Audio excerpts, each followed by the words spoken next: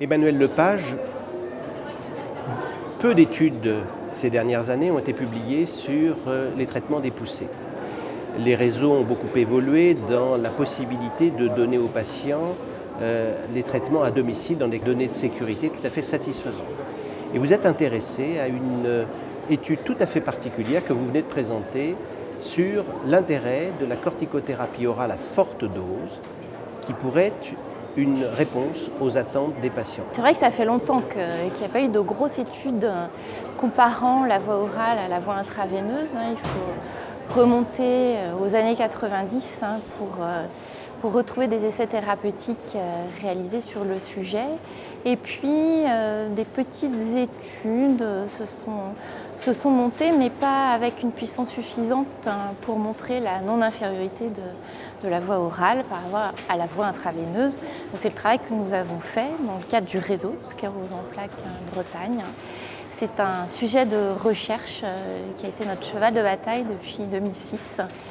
Un PHRC interrégional en 2006, mené en Bretagne, et puis l'aide du CHU de Nantes, de Nice et Paris pour recruter 200 patients, puisqu'il en fallait 180 en fait, pour montrer la non-infériorité de la voie orale.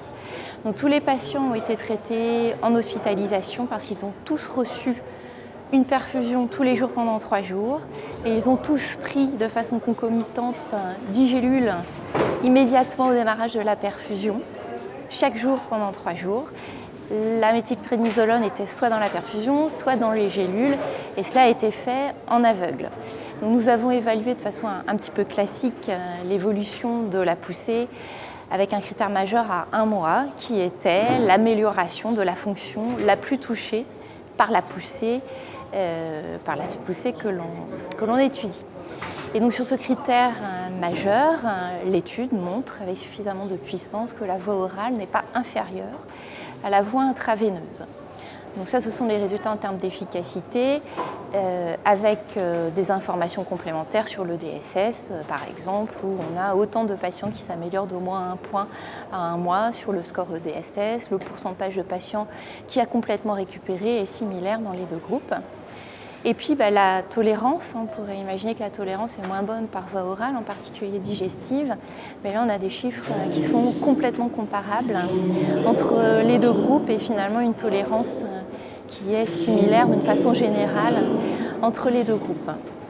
Donc ces résultats sont importants à 1 mois, en sachant que l'étude a duré 6 mois. Je n'ai pas encore l'analyse à 6 mois, mais il serait important de vérifier qu'il n'y a pas plus de récidives, pas plus de nouvelles poussées dans les 6 mois qui suivent ce traitement par corticoïdes, puisque c'est un point qui avait été soulevé dans la littérature. Donc notre étude s'appelle COPOUCEP. Les résultats sont attendus. Nous avons été cités dans la revue Cochrane publiée en 2012 sur le sujet. La voie orale est-elle aussi efficace que la voie intraveineuse pour traiter les poussées ? Et dans leurs conclusions, les auteurs de la revue Cochrane citent COPOUCEP, dont la méthodologie annoncée doit permettre de répondre à la question. Nous répondrons à la question. C'est un élément important, et vous avez rappelé à la fin de votre présentation une chose qu'il ne faut pas négliger, que la définition de la poussée et la possibilité de proposer ce traitement doit être le fait du neurologue qui doit confirmer la poussée, plutôt que d'observer des dérives de corticothérapie devant des plaintes du patient sans éléments objectifs. Merci beaucoup.